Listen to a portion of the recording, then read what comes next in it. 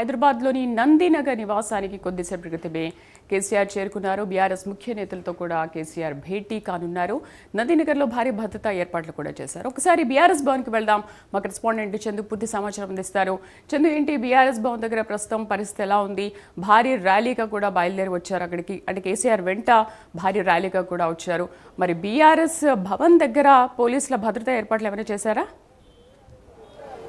Sridevi, KCR city విచారణ నేపథ్యంలో ఇప్పటికే రాష్ట్రమంతా కూడా నిరసనలు తెలపాలని కూడా బీఆర్ఎస్ పార్టీ పిలుపునిచ్చింది. ఈ క్రమంలోనే తెలంగాణ భవన్కు ఉదయం నుంచే పెద్ద సంఖ్యలో బీఆర్ఎస్ పార్టీ శ్రేణులంతా కూడా చేరుకున్నారు. ఇక్కడ ముఖ్యమంత్రి రేవంత్ రెడ్డి దిష్టి బొమ్మను కూడా కొద్దిసేపటి క్రితమే దహనం చేశారు. అదేవిధంగా నల్ల జెండాలు, నల్ల బ్యాడ్జీలు పెట్టుకొని వాళ్ళు మోటార్ సైకిల్ ర్యాలీలుగా తెలంగాణ భవన్కు చేరుకున్నారు. అదేవిధంగా పార్టీకి సంబంధించినటువంటి ముఖ్య నేతలు తలసాని శ్రీనివాస్ యాదవ్, ఎమ్మెల్యే మాధవరం కృష్ణారావు, ఎమ్మెల్సీ నవీన్ కుమార్తో పాటు కొంతమంది ముఖ్య నేతలంతా కూడా తెలంగాణ భవన్కి అయితే చేరుకున్నారు. ఉదయం నుంచి కూడా తెలంగాణ భవన్లో సీఎం రేవంత్ రెడ్డికి వ్యతిరేకంగా నినాదాలు చేస్తున్నారు. కొద్దిసేపటి క్రితం మనం చూడొచ్చు, కొద్దిసేపటి క్రితమే రేవంత్ రెడ్డి దిష్టి బొమ్మను కూడా తెలంగాణ భవన్ లోపల దానం చేసిన పరిస్థితి మనం చూస్తాం. ముఖ్యంగా ఉదయం నుంచి కూడా ఆందోళన అయితే కార్యక్రమాలు అయితే కొనసాగిస్తున్నారు. నల్ల జెండాలు పట్టుకొని నిరసన తెలుపుతున్నటువంటి పరిస్థితి తెలంగాణ భవన్లో ఉంది. పెద్ద ఎత్తున భారీ సంఖ్యలోనే ఉదయం నుంచి కూడా కార్యకర్తలంతా కూడా తెలంగాణ భవన్కి చేరుకొని ముఖ్య ప్రభుత్వానికి వ్యతిరేకంగా నినాదాలు కూడా చేస్తున్నటువంటి పరిస్థితి. ఇక్కడ పూర్తి స్థాయిలో తెలంగాణ భవన్ చుట్టూ కూడా 3 అంచెల భద్రతా వ్యవస్థను కూడా ఏర్పాటు చేశారు. పెద్ద ఎత్తున పోలీసులు ఉదయం నుంచే మోహరించారు.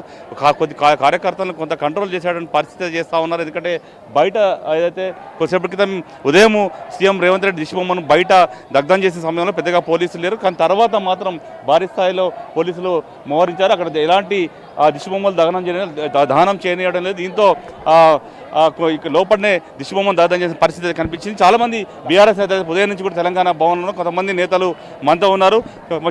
చెప్పండి, కేసీఆర్ విచారణకు హాజరయ్యారు, దీనిపై మీరేమంటారు? కేసీఆర్ గారు మొదటి నుండి కూడా చట్టం పైన న్యాయం పైన నమ్మకం ఉన్న వ్యక్తి, దాన్ని గౌరవించే వ్యక్తి. సిట్టు విచారణకు కూడా తను సహకరిస్తాను, తన నియోజకవర్గమైన ఎర్రవెల్లి నివాసంలో నేను ఉంటున్నాను, ఇకపై సిట్టు ఏ నోటీసులు ఇచ్చినా కానీ విచారణ కావాలంటే కూడా ఎర్రవెల్లికి రావాలని చెప్పి వాళ్ళకు క్లియర్గా చెప్పారు.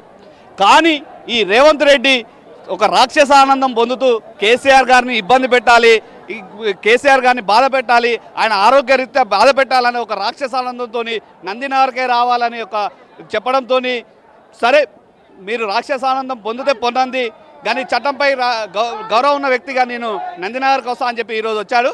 ఎందుకంటే రేవంత్ రెడ్డి ఒక ఓటుకు నోటు కేసులో దొంగగా దొరికి తను జైలు జీవితాన్ని అనుభవించిన రేవంత్ రెడ్డి ప్రజాస్వామ్యంలో ప్రభుత్వాలు వస్తుంటాయి పోతుంటాయి, ఒకసారి ఒక పార్టీ గెలుస్తూ ఒకసారి ఒక పార్టీ. కానీ రేవంత్ రెడ్డి తను అధికారం వచ్చినప్పటి నుండి మొత్తం ఒక కక్షపూరితమైన రాజకీయాలను చేస్తూ ప్రభుత్వాన్ని కూడా అదేవిధంగా నడిపిస్తున్నాడు. ఒకసారి సిట్ నోటీస్ అంటాడు, ఒకసారి ఈ కార్ రేసి అంటాడు, ఒకసారి కాళేశ్వరం నోటీస్ అని చెప్పి మొత్తం కేసీఆర్ గారి కుటుంబాన్ని ఇబ్బంది పెట్టే విధంగా ఈరోజు చేస్తున్నాడు. అయినప్పటికీ కూడా ఎందుకంటే బీఆర్ఎస్ పార్టీ కాంగ్రెస్ పార్టీ ఇచ్చిన ఎన్నికల్లో ఇచ్చిన 6 గ్యారెంటీలు 420 హామీలను నెరవేర్చాలని చెప్పి ప్రజల పక్షాన కొట్లాడుతుంటే ఈరోజు రేవంత్ రెడ్డి డైవర్షన్ పాలిటిక్స్ చేస్తున్నారు. దీన్ని తెలంగాణ ప్రజలందరూ గమనిస్తున్నారు. రాబోయే మున్సిపల్ ఎన్నికల్లో ఓటు ద్వారా తప్పకుండా బుద్ధి చెప్తారని తెలియజేస్తున్నాం. కొంతమంది మహిళా నేతలు కూడా తెలంగాణ భవన్లో వారితో మాట్లాడదాం. చెప్పండి, ఈరోజు కేసీఆర్ విచారణకు హాజరయ్యారు, విచారణ ఎలా చూస్తున్నారు? చట్టాలను గౌరవించే వ్యక్తిలాగా, ఒక రాజనీతిజ్ఞుడిలాగా, తెలంగాణ తెచ్చిన నాయకుడిలాగా బాపు కేసీఆర్ గారు ఏదైతే కుళ్ళు రాజకీయాలు, కుట్ర రాజకీయాలు, ఆయన మీద బురద జల్లే చేష్టలు చేస్తున్నారో వాటికి అనుగుణంగా, అంటే చట్టాలను గౌరవించే వ్యక్తిలాగా ఈరోజు ఏదైతే విచారణకు పాల్గొంటున్నారు.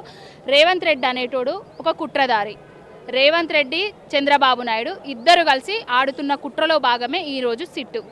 Briefed me, I am with you, don't bother you అనే వాయిస్ అంతా రేవంత్ రెడ్డికును చంద్రబాబు నాయుడికి చెవుల ఊకే రీసౌండ్ వినిపిస్తున్నది. వాటన్నిటిలో భాగమే ఇదంతా. ఏదైనా కూడా రేపు రాబోయే రోజులల్లో తెలంగాణ ప్రజలు తెలంగాణ ఆత్మైనట్టి బాపు కేసీఆర్ గారికి ఏదో బురద రాజకీయం చేయాలని చూస్తున్నారు. అదన్నీ తగిన బుద్ధి చెప్తారు.